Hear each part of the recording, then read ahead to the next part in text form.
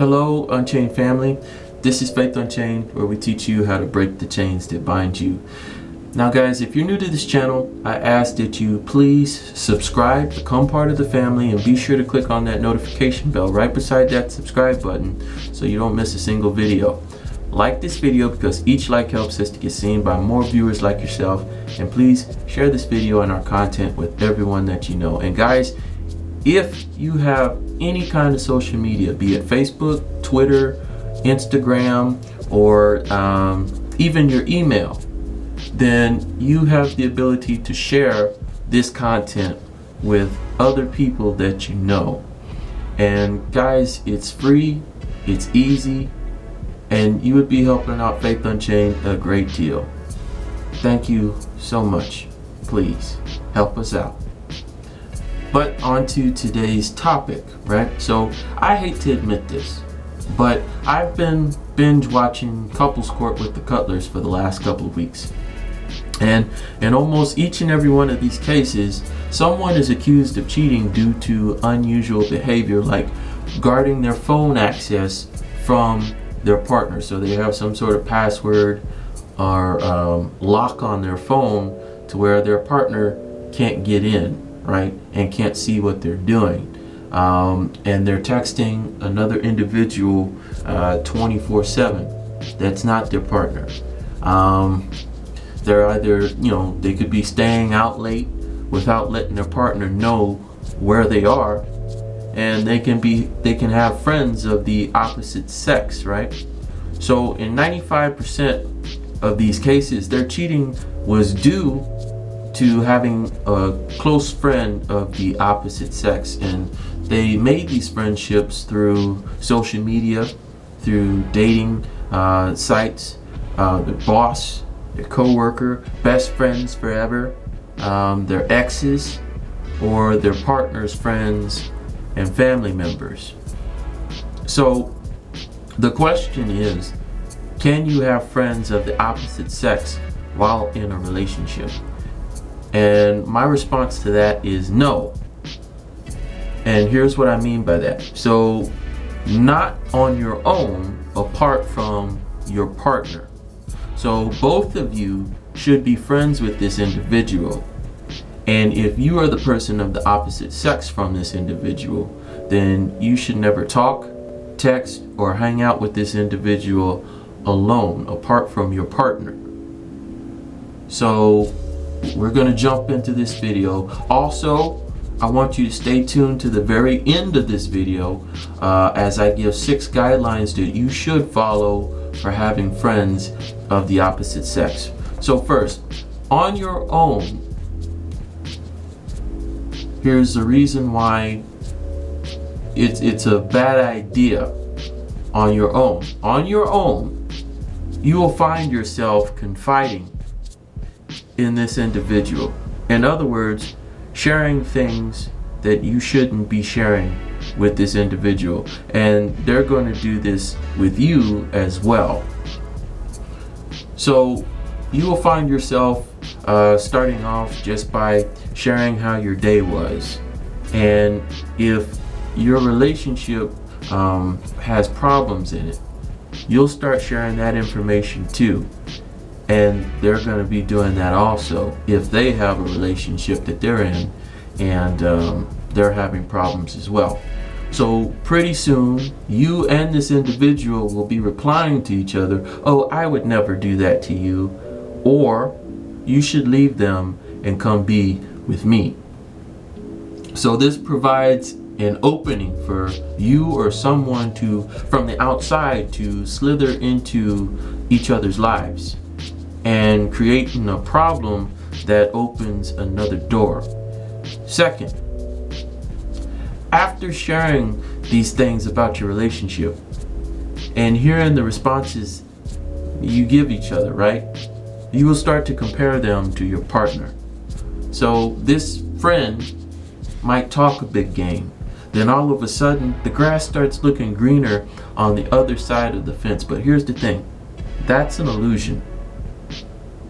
You start wondering how much better things would be if you were with someone new, and how your problems will just magically go away because these problems that you mention only exist in your current relationship. However, these problems that you're trying to escape from will only just return again because you are part of the problem. And in a relationship, it's a two-way street, right? So you have the same thing in common with your partner. You're both sinful, you're both selfish, you're both prideful, you're both arrogant, and you're both narcissistic, right? So these are issues that you bring to the table as well. It's not just your partner. So you're one of those people, you could be one of those people that say, it's not me, it's you, whenever things start going wrong in your relationship. But you're a narcissist. So you don't think that there's anything that you do that helps to contribute to problems in your relationship. Third, the more you share, the more feelings you start to catch. The more intimate things start to get, and becomes that much easier to get into temptation when an opportunity presents itself. You and this person feel that you know each other inside and out because you've been talking to them like you should have been with your partner. At this point, emotions between you and your friend run high, so much so that you two want to schedule a time to meet with each other. But let's be honest, you know what you are meeting for, and it isn't just to talk and be friends, because that time is past and it's turned into something more. So some people will say whenever something happens, right, I don't know what happened, or I didn't mean for this to happen. So that's a result of our flesh and our actions, which tell a different story. Because your emails, your text, your pictures that you share between each other, and the conversations that you had will tell a very different story. That you do know what happened, that you did mean for this to happen. At this point, you know where this is going. So your relationship has gone nowhere, while that friendship has gone to a place that it should never have gone. It's dangerous because things like this do happen. And it can happen to you if you're not careful. It's your job to protect all fronts of your committed relationship and not your own personal interests. So I'll say that one more time. It's your job to protect all fronts of your committed relationship and not your own personal interests. So I ask again, can you have friends of the opposite sex? Sure, but only if your partner is also friends with that individual as well, and present to hold you accountable to your commitment with your partner. So as a couple, here's the thing. If you're going to be in a relationship as a couple, this shouldn't be an issue or too much to ask, because as a couple, it isn't about you. You're no longer single. You're no longer single. You can't go on living like you're a single individual. It's not about you. It's about protecting the relationship, right? Because a lot of people make the mistake when they enter into a relationship. Oh, I am entering this relationship for my benefit and for my best interest. And then the second something doesn't seem like it's working towards my benefit or my self-interest, then I am going to toss you to the side. That's not how a relationship is.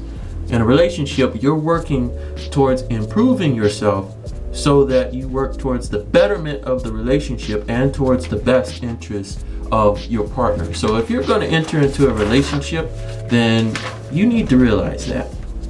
And guys, I said towards the beginning of this video that I would give you 6 guidelines. So thank you for staying to the very end. And now I give you those 6 guidelines you should follow for having friends of the opposite sex. So number 1, you under no circumstance should be anywhere alone with anyone of the opposite sex. That could be church, that could be dinner, that could be a luncheon, that could be at your house, that could be anywhere apart from your partner. You shouldn't be anywhere alone with anyone of the opposite sex without your partner. Number 2, if on social media, your partner should have access to your social media and nothing should be hidden from them. Let them know anytime this individual comments, and do not direct message this individual, and they should not direct message you if you are of the opposite sex. Number 3, the partner sharing the same gender as the friend should have their number and should talk and text if and when appropriate. So we're talking about your email, messenger, as we mentioned, obviously your text messages. So keep that in mind. Number 4, obviously your partner can't be with you all the time, and you might see this friend in public. So here's my advice to you: keep it short and keep it moving. Do not allow any room for any possibility. Number 5, realize that just being seen in public with someone of the opposite sex, not being your partner, can and will give others the wrong impression about you. You don't want that to happen. And you should care. I know somebody probably says, well, I don't care. You should care. Because again, it's not about you.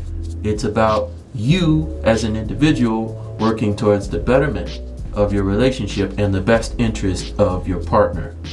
And being seen in public with someone of the opposite sex is not in the best interest of your partner. It's in the best interest of you as an individual.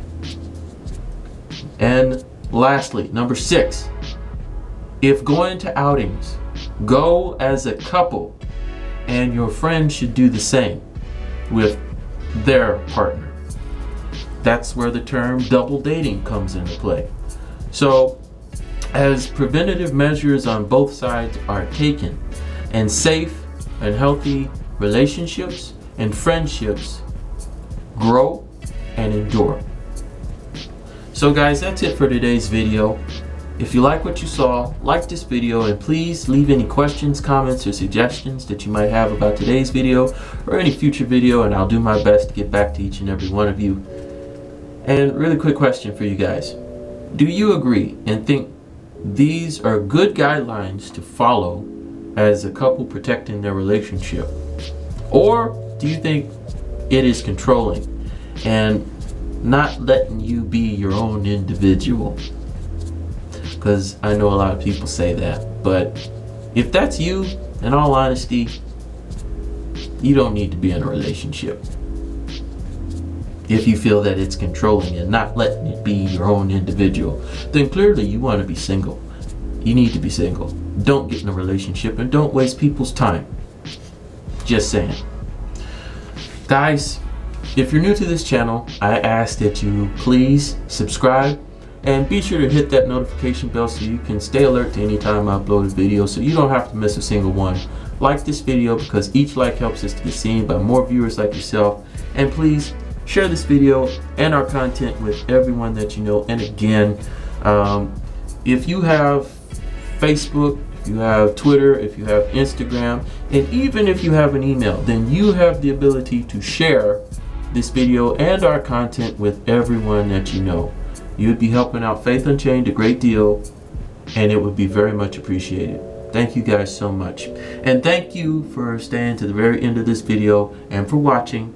Guys, this is Faith Unchained, where we teach you how to break the chains that bind you. Until next time, take care, and I'll see you then.